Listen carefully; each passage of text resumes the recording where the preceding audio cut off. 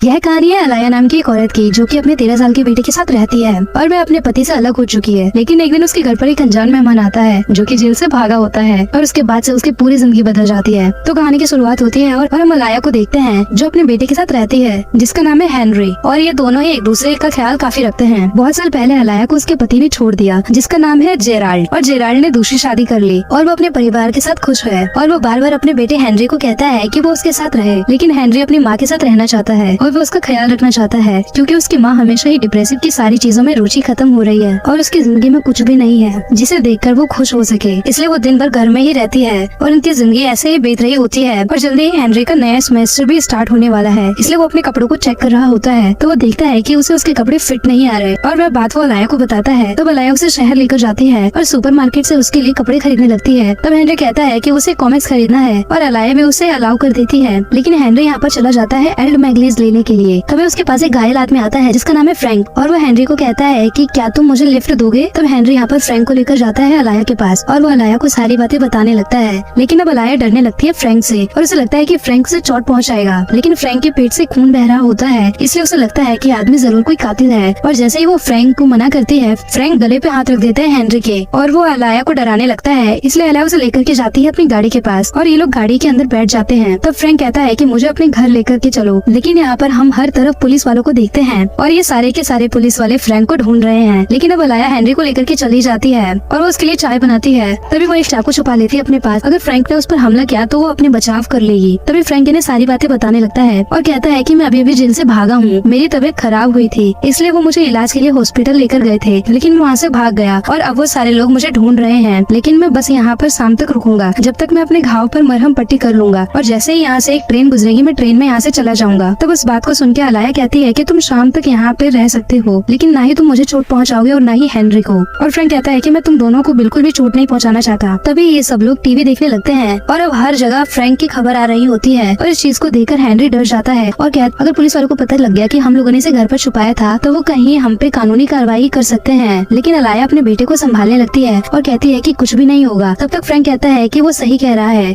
इसलिए मैं जाने से पहले तुम लोगों के हाथ पर बांध दूंगा ताकि सबको लगे कि मैंने तुम लोगों को जबरदस्ती यहाँ पर बांध करके रखा था और तुम लोगों की मर्जी से मैं यहाँ पे नहीं था। और कहने के बाद वो प्रैक्टिस करने लगता है कि वो उन्हें कैसे बांधेगा और बांधने के बाद अलाया को बताता है कि वो खुद को इससे कैसे छुड़ाएगी और वो उसे बंधा हुआ ही छोड़ देता है और सबके लिए खाना पकाने लगता है और वो अपना खाना टेस्ट कराता है अलाया को भी और हेनरी को भी, और बाद में वो इन दोनों को भी खाना खिलाता है। और देखते ही देखते रात हो जाती है। तब आधी रात में हेनरी जगता है और वो जा करके माँ को देखता है। तभी उसे लगता है कि फ्रैंक ने उसकी माँ को बांध करके रखा है, कहीं वो बाहर न भाग जाए, और फ्रैंक नीचे सो रहा है। इसे हेनरी इन सारी चीजों को देख रहा था। लेकिन जैसे ही सुबह सुबह ये लोग जागते हैं, फ्रैंक अपने काम पे लग जाता है और घर की सफाई करता है, सीढ़ियों को ठीक करता है, और साथ साथ इनकी गाड़ी बहुत दिनों से खराब थी, वो इनकी मरम्मत भी कर देता है। और इसके साथ साथ घर में जितनी भी मशीनें खराब पड़ी थी वो उन सबको भी ठीक कर देता है। और वो फिर हेनरी को सिखाने लगता है कि बेसबॉल कैसे खेलते हैं। और ये दोनों एक साथ बड़े खुश नजर आ रहे थे और अलाया इन सारी चीजों को दूर से देख रही होती है। और अलाया जब फ्रैंक को देखती है तो उसे ऐसा लगता है कि उसका खोया हुआ पिता मिल गया। लेकिन इसके बाद जब ये सारे लोग घर में बैठे होते हैं तब इनका दरवाजा बजता है। तो फ्रैंक अलाया को पकड़ लेता है और वो हेनरी को कहता है कि जो भी दरवाजे पर हो उसे कहना है कि तुम्हारी माँ घर पर नहीं है और उस आदमी को कभी भी अंदर मत आने देना। और हेनरी ऐसा ही करता है। जैसे ही वो दरवाजा खुलता है उसे अपना पड़ोसी नजर आता है जो इनके लिए बहुत सारे पीसेस लाया होता है और वो हेनरी से उसकी माँ के बारे में पूछता है। तो वो कहता है कि वो बाहर गई हुई है। तब उसका पड़ोसी कहता है कि तुम होशियार रहना और दरवाजा देख करके खोलना, क्योंकि जेल से एक कैदी भाग करके इधर आया है। और इतना कहने के बाद उनका पड़ोसी यहाँ से चला जाता है। लेकिन अब इनके पास बहुत सारे पीसेस हैं। तो फ्रैंक कहता है कि मैं इन पीसेस की पाई बनाना चाहिए। फ्रैंक पाई बनाने लगता है और वो ये चीजें अलाया और हेनरी को भी सिखाता है। ये तीनों मिलकर के पाई बनाते हैं। और अब यहाँ पर अलाया पहली बार नजदीक आने लगती है फ्रैंक के, और फ्रैंक का साथ उसे अच्छा लगने लगता है। और फ्रैंक यहाँ पर बहुत ही बढ़िया पाई बनाता है और सारे लोग पाई को एंजॉय कर रहे होते हैं। और इसी बीच फ्रैंक यहाँ पर पहली बार अलाया को छूता है और अलाया बहुत ही कंफर्टेबल महसूस करती है, इसलिए वो फ्रैंक के कंधे पर सर रखती है। और अभी ये दोनों नजदीक ही आ रहे होते हैं कि तभी यहाँ पर चारों तरफ पुलिस वालों की गाड़ी चली आती है और इस चीज को देख करके ये लोग डर जाते हैं। तो फ्रैंक कहता है लगता है वो समय आ चुका है जब मुझे यहाँ से जाना पड़ेगा, क्योंकि मैं तुम लोगों को परेशानी में नहीं डाल सकता। लेकिन इस बात को सुनकर के अलाया तुम भी यहीं पर रुक जाओ, क्योंकि तुम्हारा जख्म पूरी तरीके से ठीक नहीं है और अगर एक बार तुम्हारा जख्म भर जाए उसके बाद तुम यहाँ से चले जाना। और हेनरी भी यही बात कहता है, क्योंकि अब ये दोनों इसको पसंद करने लगे थे और उसके आने के बाद इनका पूरा परिवार पूरा हो चुका था, इसलिए अब फ्रैंक भी यहाँ पर रुक जाता है। और जैसे ही वो सुबह में जगता है तो वो घर के छत को सफाई करने लगता है और अलाया उसके लिए कॉफी बना करके लाती है। ये दोनों ऐसे ही नजदीक आ रहे होते हैं और फ्रैंक ऐसे ही बाकी के घर का काम करने लगता है।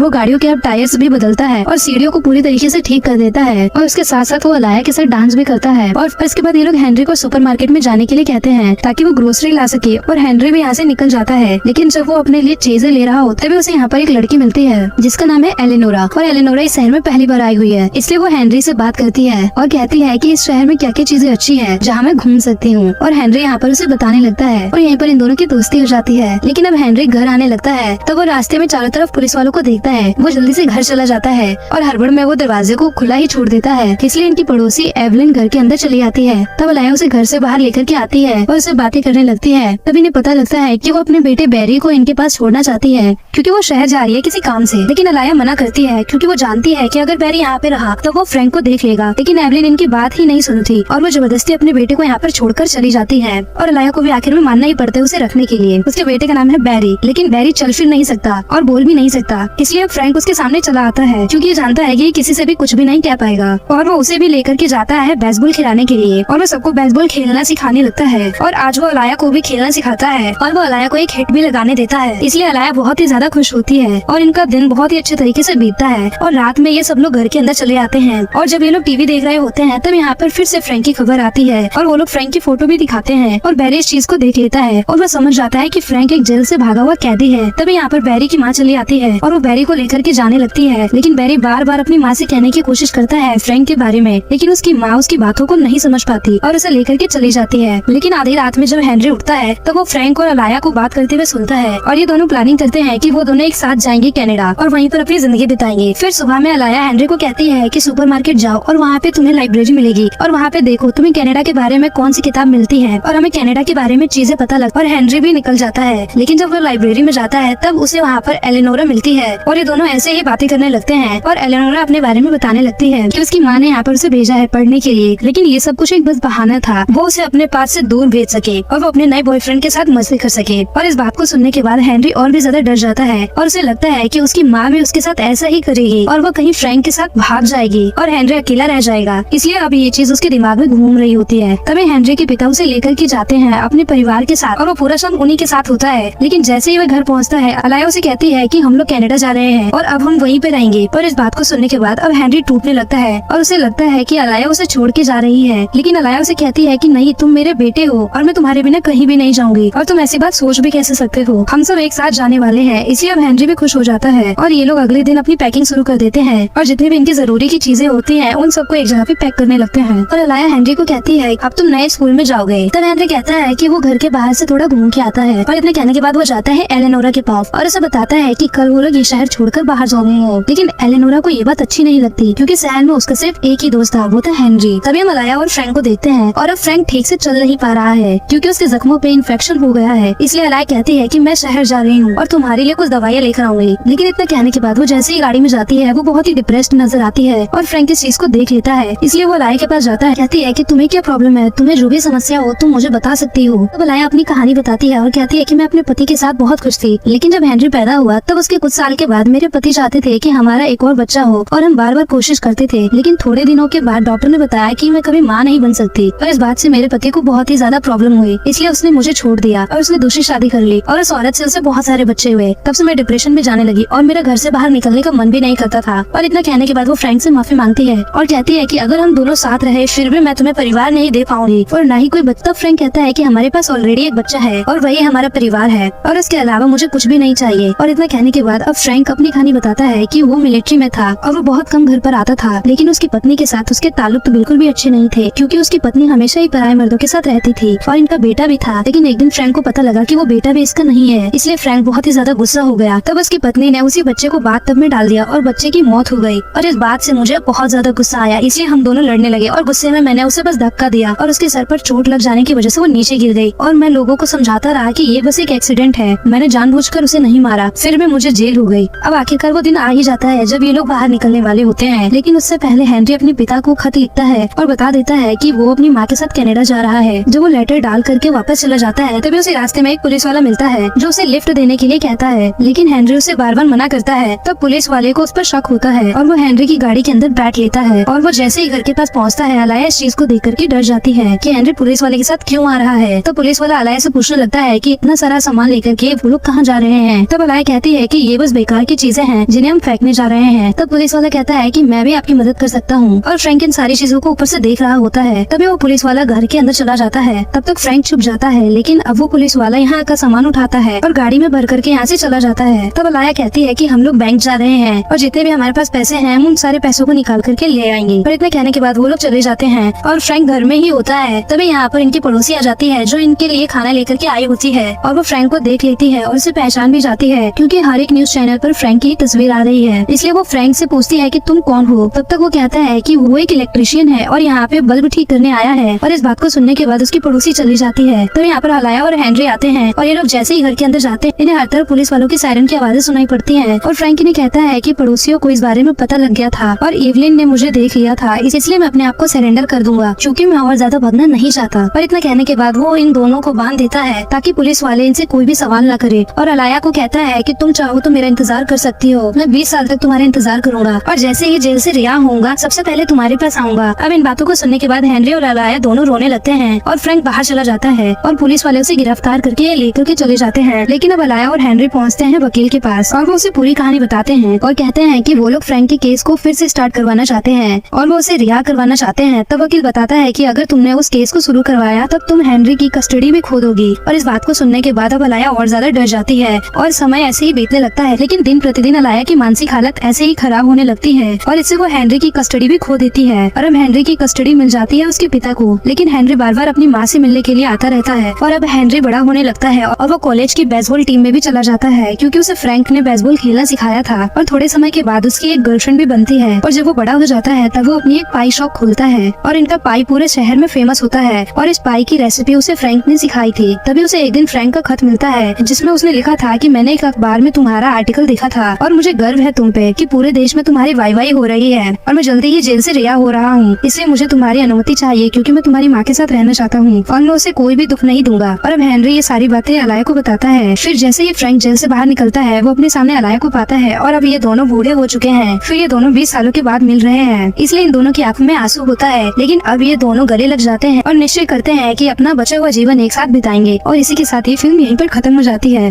Thank you for watching.